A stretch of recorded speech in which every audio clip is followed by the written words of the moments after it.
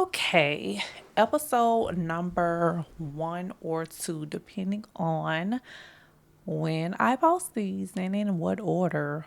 Hello, welcome again to my channel. I am Jasmine, and today I want to just talk about finances. And no, I am not an expert on finances, but I am an expert of on screwing up my finances. And so I just wanted to talk about that and what you should not do. Don't do what I do.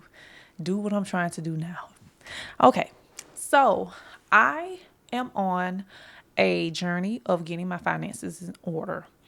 Oh, that ran together. Let me say that one more time. I am on a journey of getting my finances in order. That's better. So one thing about me, I will pay my bills. That is a no-brainer. My bills would get paid because I can't afford to not pay my bills. However, just because I am good at paying my bills doesn't mean that I am good at managing my money. And I recently, no, I probably already knew this. So okay, but I'm gonna say I recently realized that, and I am really buckling down on getting better with my saving habits and my spending habits, and just learning more about financial literacy and denying the flesh of wanting so much. Amazon, I'm talking to you. Okay. But I have been reading these two books. I started off reading The Psychology of Money. Psychology of Money. Really good book. Now, and I'm just, this is The Automated Millionaire. This is a really good book too. I'm going to first talk about The Psychology of Money because it's going to be brief. I think it may be brief. When I first bought this book, just the FYI, I buy books because they're pretty. I love books. I don't listen to audiobooks because I want the physical copy. Okay, this is pretty to me. Anywho, when I decided that I was going to start my financial literacy journey, this was one of the books that I always wanted. Now, when I bought this book, I could put it down. When I bought this book, I was under the impression, what did I think? I was thinking that that book was going to teach me all about what to do with my money. I was thinking it was going to teach me, okay, this is what you do if when you want to save. Pretty much what the Automated Millionaire did, I thought the Psychology of Money was going to do. The Psychology of Money said, I'm gonna teach you about yourself. I'm gonna give you a little lesson about why you're not good with money. And I was like, oh, okay. Wasn't ready for this conversation, but let's have it. So, pretty much, the psychology of money is what the title says. It's diving into why you treat money the way you do. Have we ever thought about that?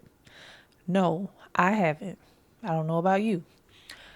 So, the main thing that I would say that I took from the psychology of money is I treat money the way that I do because of how I grew up understanding money. I had an understanding that money was a reward, not a tool. It was a reward. And anytime you get some money, you spend it. Spend it on what you want. I've been treating money like that ever since I was in my teens, at least. And I say my teens because every week when my dad got paid, he would bring me some money so that I can go to the hair store and buy me some packs of hair. Not the bundles. We didn't have bundles. We had packs of hair. I buy me a pack of hair and do my hair. I get me some hair. I don't even think, well, I probably got some clothes every now and then, but I wasn't worried about clothes at the time. I was worried about hair. Okay. Might not look like it right now, but I was worried about hair. And so that's how I looked at money. Money was a reward. And that's how I've continued to look at money all of these years, for at least 20 years, I've looked at money as a reward throughout all these jobs. I'm going to pay my bills first, and then I'm going to buy me something. I had nothing to show for all the money that I've been paid since working. I have nothing to show for it because, the only thing I have to, my goodness, excuse me, the only thing I have to show for it are material things. And you probably like, okay, girl, well, you got something to show for it. Material things. That's not going to get us anywhere. And I had to learn that with the psychology of money. I wasn't using my money as a tool to make me more money. I didn't realize what that meant for so long because I didn't understand financial literacy like a lot of other people did. I didn't know money can be used to make more money until I got in my 30s. And this book really just opens your eye to where we go wrong. And I didn't go wrong because I'm broke. A lot of people that were rich, he gives examples in this book. Broke people and rich people go wrong. Broke people probably save their money more than rich people. Rich people have, and I say rich. So he gave different examples, like the poor man who just looked like he only made probably minimum wage or a little over minimum wage all the years of working, and was actually, when everybody realized, he was the richest. The rich man who made money like bam, bam, bam, bam, bam, made all that money, make bukus of dollars an hour. He has nothing to show for it because he spends it on material things. He wants the Ferrari, he wants the mansion, he wants the jewelry, the Rolex. Is Rolex still considered? I don't know. He wants the Rolex. He want to go shop and all that. But then when you look over his finances, he doesn't have any savings. He doesn't invest, or he probably did invest and took the money out. Like, he just made bad decisions with his money. All the money that he had, and he wasted it. He didn't use it as a tool. He used it to buy, spend, spend, spend.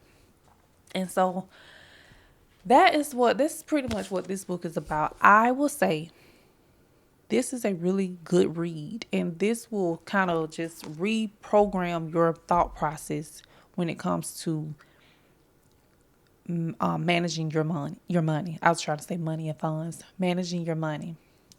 But when you get down to the nitty gritty, you want to get down to the nitty gritty. That's where the automatic millionaire comes in it. The Automatic Millionaire is such a wonderful read. I am almost done reading it. If you can see that bookmark, I got just that much more to go up under that little bookmark.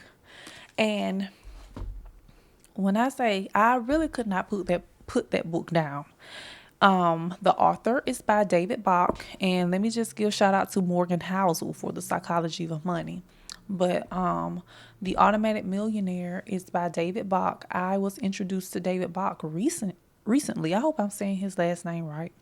But I was introduced to him recently when I saw him on a Mel Robbins podcast, which I recently just got introduced to her too. Love it. Love her podcast.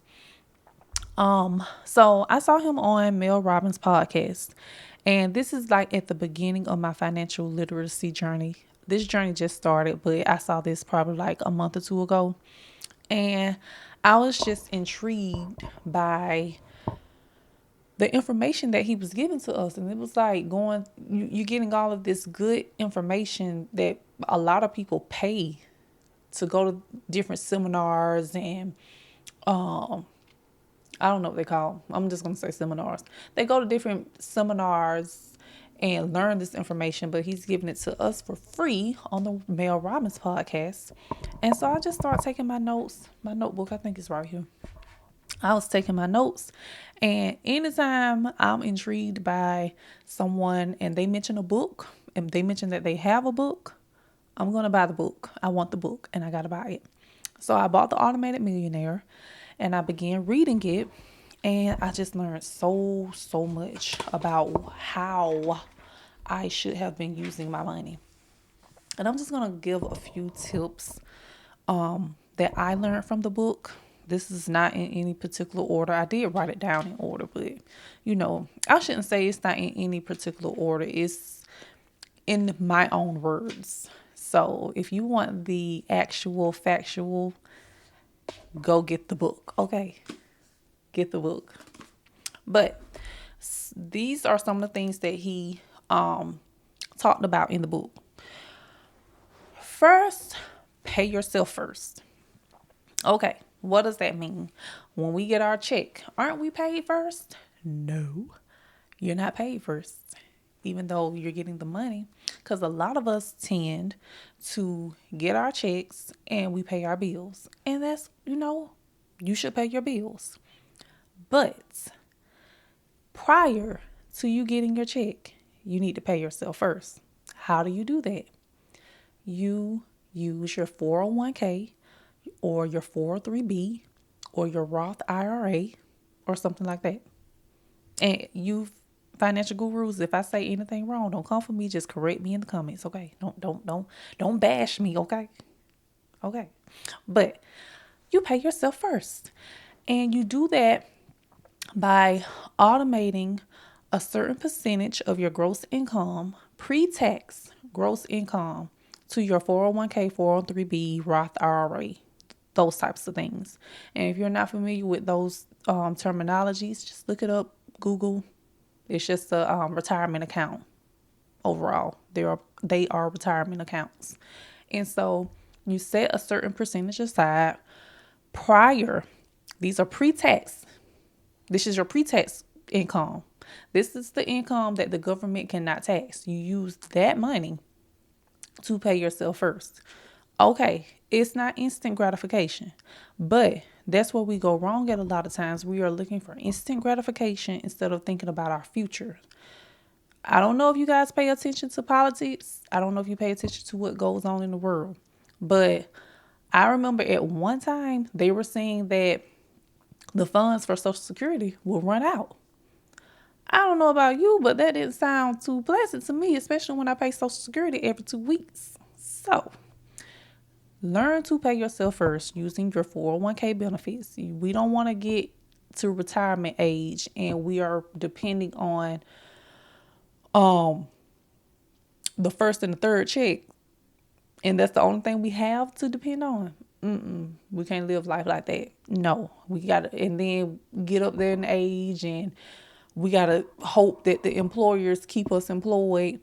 And if they don't keep us employed, we gotta depend on the first and the third check, or we gotta depend on our children, or something like that. No, no. I know that's not how I want to live, and I have a daughter that refuses to live like that because I already know my baby. She will take care of me, but I better take care of her too. Anywho, so use your 401k or your 403b. They are the same things. One is just from a for-profit organization, 401k. 403b is from a non-profit organization. So, use those funds. Use your pre-tax gross income to pay yourself first, because your future self will thank you so much if you start doing that. His recommendation is to start off paying 10, I think he said 10 to 15% of your gross income. And you probably like Chris Tucker on Friday, like, I ain't gonna say the word, but like, girl, what? Who finna do that? Okay, I get it. If you can't start off that high, then start off at like 5% and slowly build it up each time you're able to reapply for your benefits every year. Because that's usually when we can do it. We can't do it until open enrollment. So just start off at 5%. Next year, go to 6%, and so on. If you can, if you have to do it that way. If you could just take the leap, which is what he suggests, because we'll get used to not seeing those funds after like 2 or 3 months. I'm sorry. It's like every time I talk a lot, I don't. Okay. Anyway, he said we'll get adjusted to the reduction in income pretty quickly. Because the only thing we're gonna do is waste it on something anyway. For me, it will be Amazon. Okay. Anywho, that's the first thing. Pay yourself first. The next thing is after you pay yourself first with your pre-tax income, use your taxed income to fund a rainy day fund. And that rainy day fund is an AKA emergency fund. Now, if you have a savings account, awesome. Kudos. I didn't mean to do that. Not kudos. Kudos. Um, that is your emergency fund. That fund is used for emergencies only. I'm talking to myself as I'm hitting this paper. That fund is used for emergencies only. Savings accounts are not used. You have different savings accounts, but this account, this emergency fund, is only for emergencies. Lord forbid you should. Oh, let me start hitting this. Lord forbid. Pat my pocket, my hand itching. Where's my money? Lord forbid anything should happen where you lose your job or just anything, an emergency of any type. We have cars that can sometimes give us trouble. Might need tires, might not even be trouble, just tires, your regular maintenance and stuff like that. I don't even think you're supposed to use your emergency fund for that. So let me be quiet. But fund your emergency fund. Use at least 5% of your income to hold on.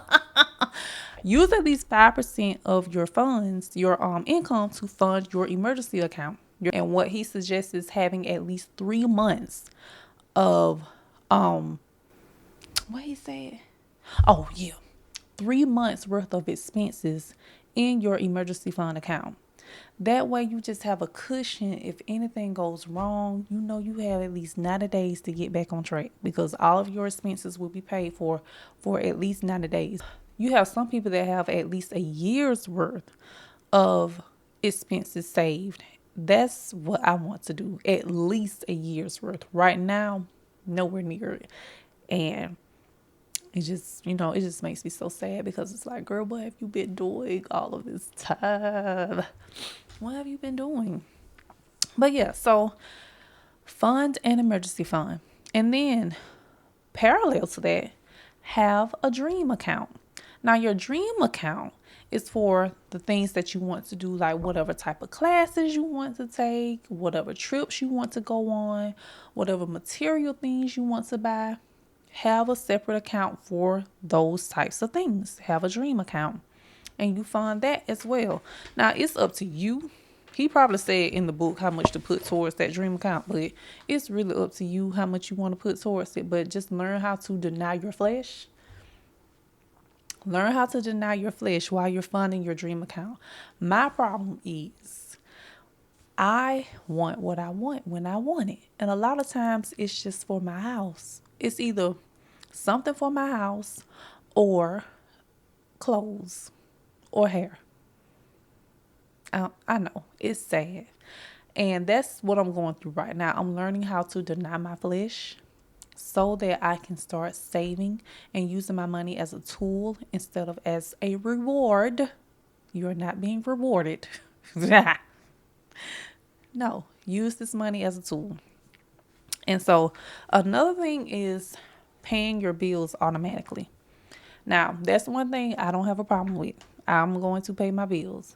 But I will say this week has been a strange week when it comes to bills. It's like everything just went haywire. I kept getting these fees because funds kept getting returned. And I'm like, what is happening? Now, mind you, I did just buy some clothes from Fashion Nova. And I did just buy, what did I buy? I bought some things from Home Goods. And I did just place an order on Amazon. So those fees are probably legit. But in my mind right now, they're not. And I'm calling to dispute them. Anywho, Anywho, who? You, who? Anywho, pay your bills. Make sure your bills are paid. Make sure your bills are paid. And if you have a credit card, pay that automatically, but don't pay the minimum fee. Do not pay the minimum on your credit card. Now, if you have multiple credit cards, then you may have to pay the minimum on one or more other credit cards. But on that main credit card that is charging you a lot in interest, you need to pay way more than the minimum.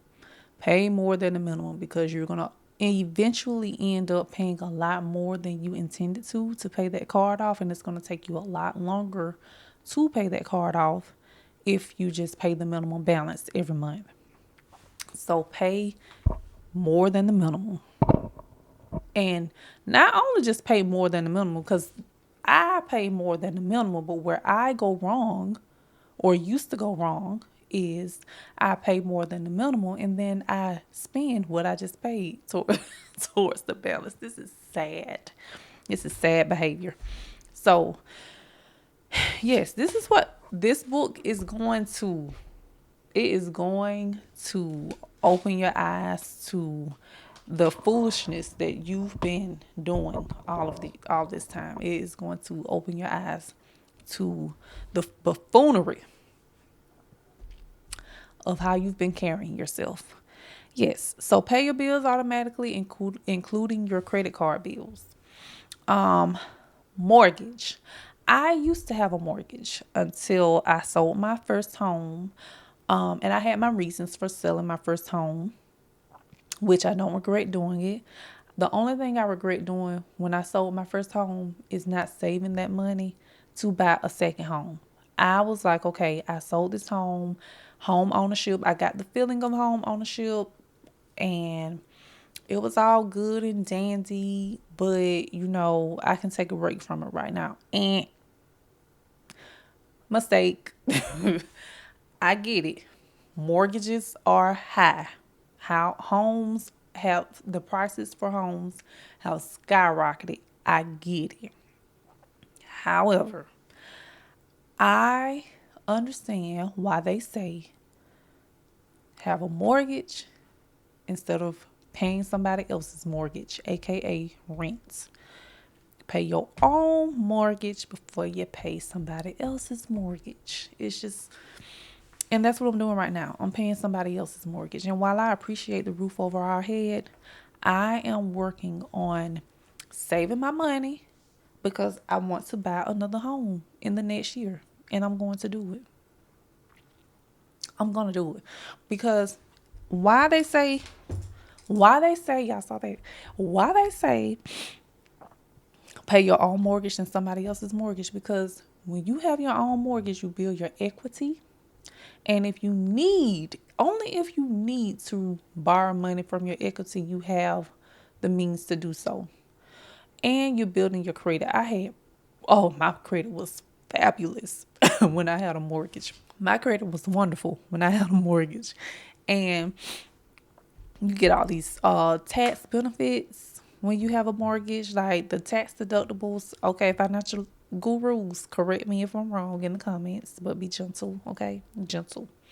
You just get different benefits when you're a homeowner. And I miss those benefits. Not just that, I miss having my own space. Right now I'm in a townhouse and it could be worse. Worse. It could be worse, but it also can be better. And I'm not going to complain. I've done enough complaining. I just decided that this is not the life for me. And I want a single family home again. I just want a single family home. And I know I'm likely going to have to buy an older home because they're saying that the newer homes are made like cardboard boxes. And that is so sad. You spending all of this money on a new home. It looks beautiful. These luxury homes look amazing, but they are built with cardboard boxes. That's sad. So I have to have funds to not only buy a house, but also renovate that house. And I know renovation takes time, so it's not like I'm just going to do everything all in one time, but I need to have money for that. And so that's another thing that started me on this financial literacy journey. I got to get it right. I just have to. I wanted to wait. I wanted to prepare myself and buy a home with my husband, but I don't know who he is right now. So I'm going to have to go and buy it without him. And then we'll just figure it out as we go along. Um, but yes, if you can get out of renting, I know home ownership does not look fun in this day and time, but just think about it will only get worse. And sorry, I'm not digging my nose. My nose is itching because I have allergies, okay? Um, it will only get worse. And again, there are benefits. I'm not going to say there aren't benefits to renting, but and I understand for those that choose to rent and not get into debt with mortgage. I get it. I honestly get it because that was my mindset too. That's why I went back to renting because I'm like, okay, I can get out of debt and just rent. But you at the mercy of other people when you rent. Not that now nothing's going on my end, but you are at the mercy of other people when you rent. If they just so happen to say, "Hey, I'm going to sell this house," after you have just made it home, that sucks. So, but that's not happening to me. I just heard that happened before some years ago. I'm sure that happens all the time, but that's not what I want to talk about. But yeah, there are benefits to renting, but there are more benefits to owning a home. And I think if you prepare yourself in the right way, home ownership doesn't have to be so bad. But I've seen videos where these people buy these homes and their mortgages start off at like $3,000. And I'm just like, how? Like, what kind of houses are y'all buying? But I know the kind of houses they're buying because they're building them up around here. And you might have people that can afford that type of mortgage, but why would you want to pay that type of mortgage? But to each his own. It's just not me. But yes, if you have a mortgage, I say all of that to say, if you have a mortgage, see if you can pay it bi-weekly.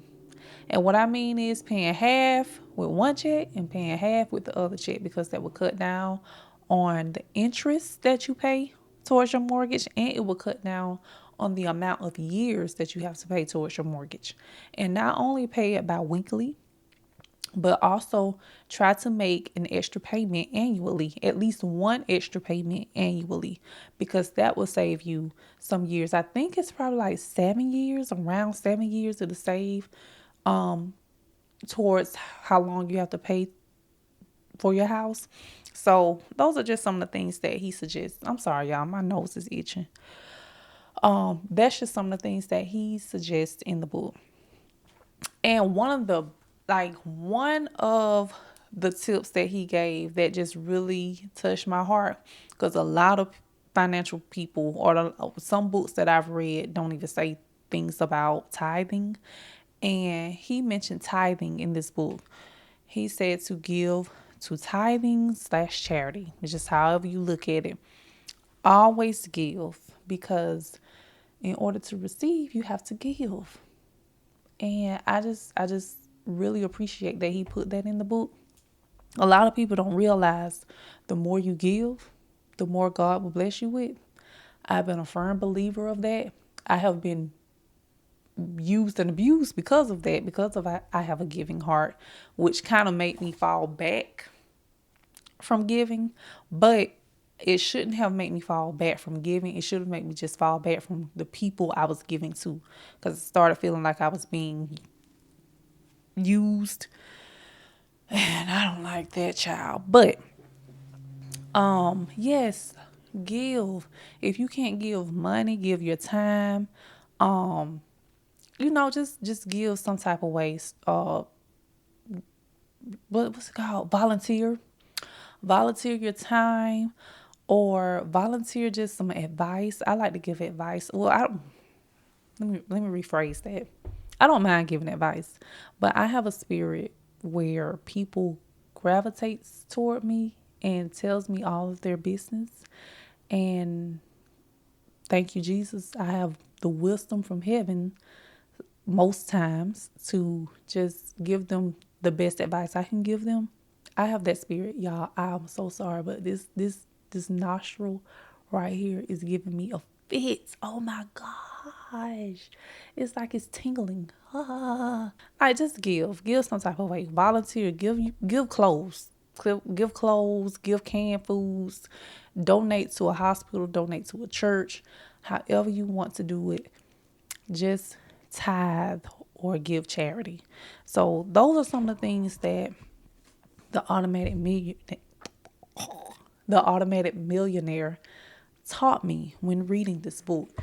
Again, I am on a financial journey, a financial literacy journey, and I will be reading a lot more books about finances, and I encourage you to do the same.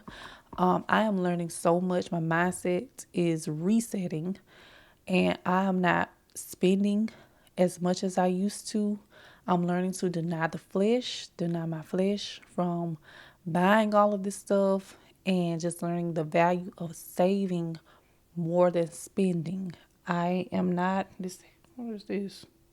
Oh, I have not perfected it yet.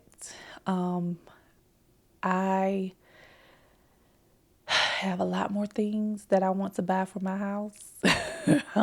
And I have to stay off of Amazon, and I have to stay off of Fashion Nova. And it's hard, you know. It hasn't been hard with Fashion Nova, all because I have scratched that itch, unfortunately. But fortunately, I've scratched that itch. So I'm okay with Fashion Nova right now. But Amazon is that just sitting right here like, girl, just go scroll on it. Go look and see. Don't you need something? You need something from Amazon. Just go look up there and it'll pop up and you'll know what you need. Don't need nothing. Just want to spend money. So yes, I encourage you, if you are having challenges with finances, I encourage you to join this journey with me. Let me know if you're on a financial literacy journey, what you're learning, what resources are you using, and just how is it going? You know, let's encourage one another, okay? Let encourage me and I encourage you. Okay, okay. But you know, if you made it this far in the video, thank you. And don't forget to like and subscribe to this channel. And I will talk to you soon. Bye bye. Bye bye.